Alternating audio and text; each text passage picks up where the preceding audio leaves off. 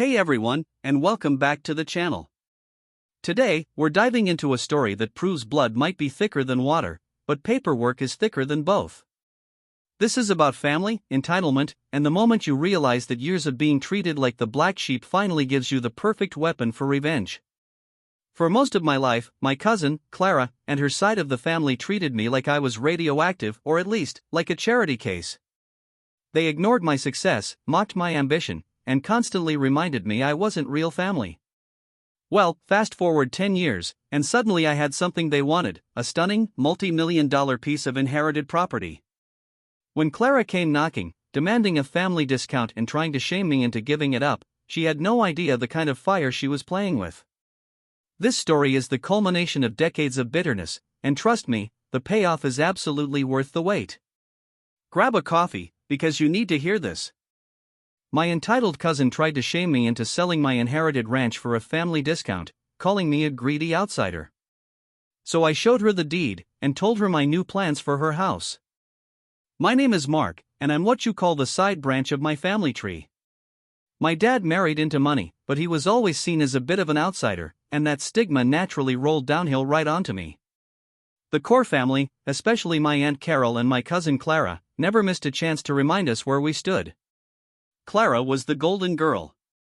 She was always the center of attention, loud, dramatic, and utterly entitled.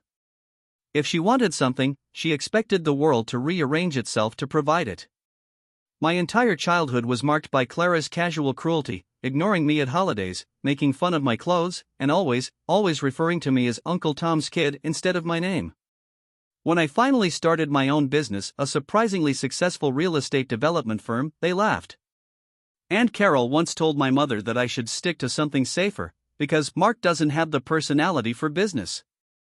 They didn't even bother to invite me to Clara's engagement party 2 years ago. The only person who ever showed me any genuine kindness in that family was my great Aunt Betty. She was the one who was always quietly slipping me a $20 bill on my birthday and asking me about my dreams. When she passed away 5 years ago, it hit me hard. Great Aunt Betty wasn't rich, but she owned one thing of value, an old, dusty ranch property about 4 hours outside the city. It had a dilapidated cabin, a massive acreage, and was mostly useful for deer hunting. When her will was read, everyone assumed the ranch would go to Clara, who always talked about turning it into a rustic wedding venue someday. But Betty, bless her spiteful heart, left the entire ranch, 150 acres, and the cabin to me. You should have seen Clara's face. It was a mixture of pure shock and outrage. The family consensus was that Betty must have made a mistake. Why Mark? Clara wailed to anyone who would listen. He doesn't even like the outdoors. It's wasted on him. But I wasn't going to let it be wasted. The moment I got the deed, I saw opportunity, not just a shack. I put every dime of my savings and early business profits into it. I started small, renovating the cabin myself on weekends. I cleared the land, built a small, high-end guest lodge, and marketed it as an exclusive retreat. It took 4 years of blood, sweat, and hauling lumber, but I finally had something incredible: Betty's Legacy Ranch, a boutique wilderness resort that now generates serious income and is booked solid a year in advance. The whole place is currently valued at around $3.5 million, conservatively. Now, suddenly, I wasn't the awkward outsider anymore. I was Family Mark, who owns that gorgeous place. This brings us to 2 months ago. Clara was planning her wedding to her fiancé, a man named Jeremy, who, frankly, seemed too normal for her. She had been searching for the perfect rustic venue for months, dropping massive amounts of money on deposits, only to hate everything she booked. Then, she saw a photo of Betty's Legacy Ranch in a local magazine, one of those top hidden getaways articles. The phone call came out of the blue. I hadn't talked to Clara in maybe 3 years. Mark. Oh my God, darling, how are you? It's Clara. Her voice was sickeningly sweet, dripping with fake affection. Clara. What can I do for you? I kept my tone flat. She launched immediately into how much she loved the ranch. It's perfect, Mark. Absolutely perfect. It's exactly the vibe I need for my wedding. And since it's family, I know you'll give me a great deal. I explained that the entire summer was booked, and because the place was running at peak capacity, I couldn't really afford to shut down for a week for a private event, even if she paid full price. That's when the sweetness melted away. "Oh, come on, Mark. Don't be greedy. It's just one weekend. You can cancel those bookings. I mean, they're just strangers. We're family. And really, how much does a glorified hunting cabin actually make?" I told her my full price for a private buyout of that length, which was around $150,000, and that was just for the venue rental. She absolutely lost it. "Are you serious? You'd charge your own cousin $150,000? That's highway robbery. I only expected to pay maybe $20,000, maximum. For family, you should do it for free." "Clara," I said, rubbing my temples. "I spent 5 years and every dime I had turning that shack into a resort. It is a business, and I treat it like one. If you want a family discount, I can maybe knock off 10%, but that's about it." 10% of $150,000? That's barely anything. You are so selfish. You're making millions, and you won't help your own cousin? Aunt Betty would be ashamed of you. That was the line. I felt my blood run cold. "Don't you dare bring Aunt Betty into this," I said, my voice dangerously low. She knew exactly what she was doing when she left that ranch to me, and not to the person who spent 20 years ignoring her until she needed a wedding venue. I hung up before she could respond. The ensuing silence lasted less than an hour before the texts started pouring in. She called me a greedy snob, an ungrateful monster, and threatened to call the county board about my zoning permits, which were, naturally, completely up to date. The next day, my phone blew up with messages from my Aunt Carol and even my mom, who, sadly, still defaults to siding with the main family to keep the peace. They all demanded I apologize to Clara and give her the family discount she deserved. Aunt Carol texted, "Mark, you need to remember where you came from. You didn't earn that ranch, you inherited it. Stop acting so high and mighty. Your cousin needs this. If you can't help family, what good is your money?" I simply replied to all of them, "It's a business. Clara is welcome to book it at the market rate, or she can find another venue." This went on for 2 weeks, guilt trips, shaming attempts, and passive-aggressive Facebook posts from Clara about family members who forget where they came from.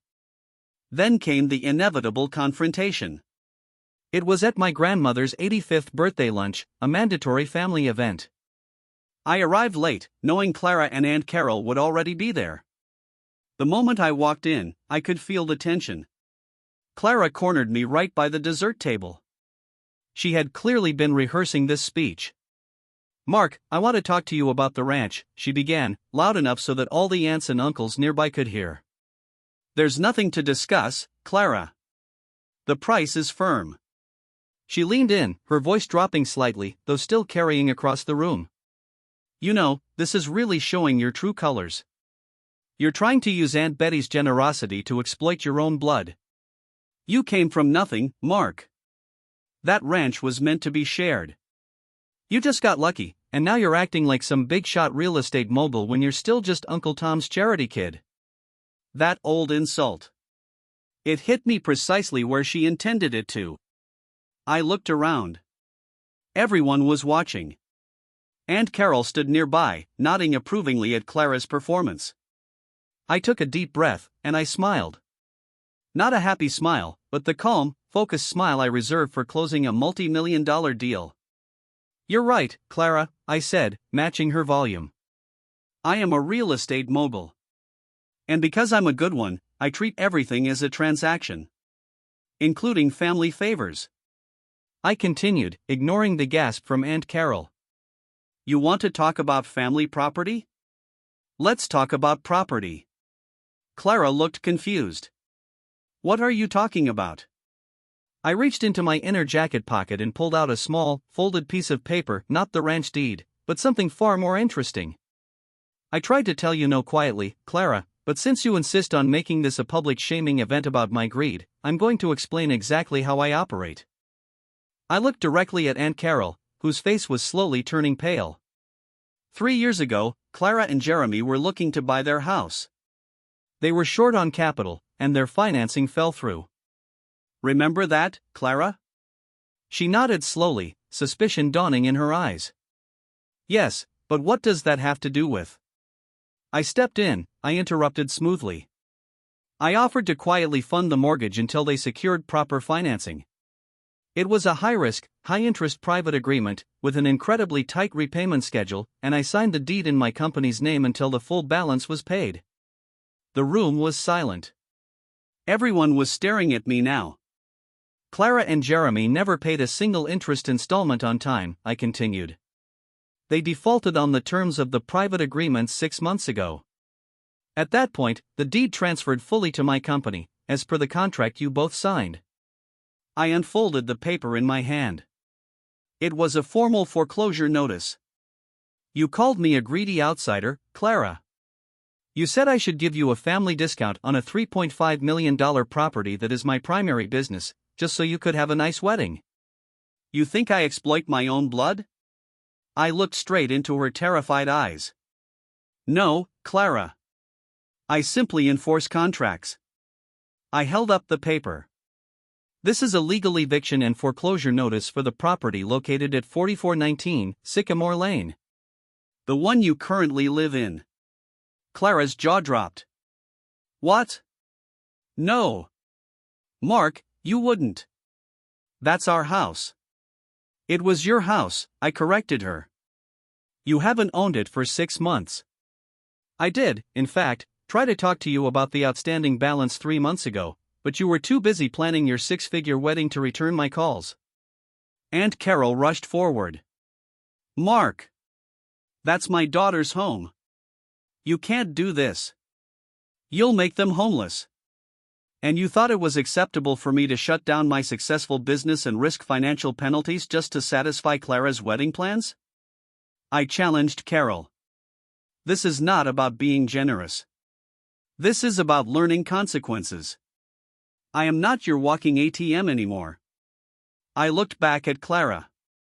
Since you wanted to make this personal, let's make it personal. I tried to be generous years ago when I offered the funding. You both failed to meet the terms.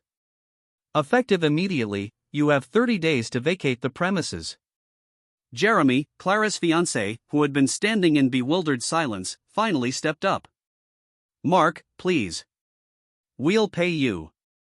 We'll get a loan. We didn't know the contract was so serious. The contract was always serious, Jeremy. You just assumed I was too much of a soft touch, too much of an awkward outsider, to enforce it. Big mistake. I held up the deed, which was now legally mine. But since you're looking for an amazing wedding venue, let me tell you my new plans for 4419 Sycamore Lane. I'm tearing it down next month. It's a prime location, and I'm going to use the site to build a small complex of affordable condos. I'm calling the development The Outsider's Retreat. It'll be a nice little tribute to all the years you reminded me I didn't belong. Clara started sobbing, hysterical. You're ruining my life. You're destroying everything. No, Clara, I said, putting the foreclosure notice back in my pocket.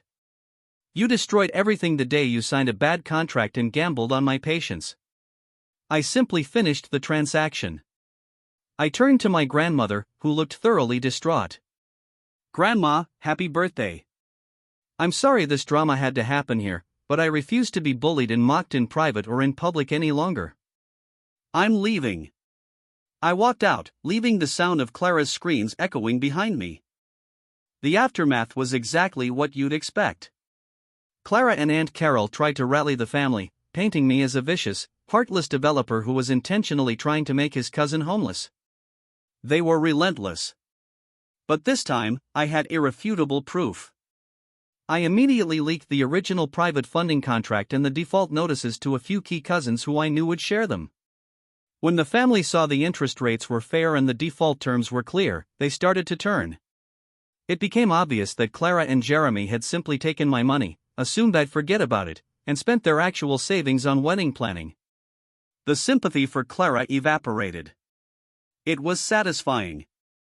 Within a week, Clara and Jeremy were scrambling to find a new place to live.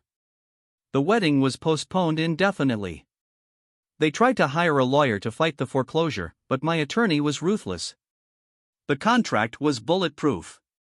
A month later, Clara was forced to move back in with Aunt Carol. I sent her a final, anonymous message via a burn account. "Congratulations on the family discount, Clara. You got to live in my house for 3 years for free. Now, enjoy the consequences."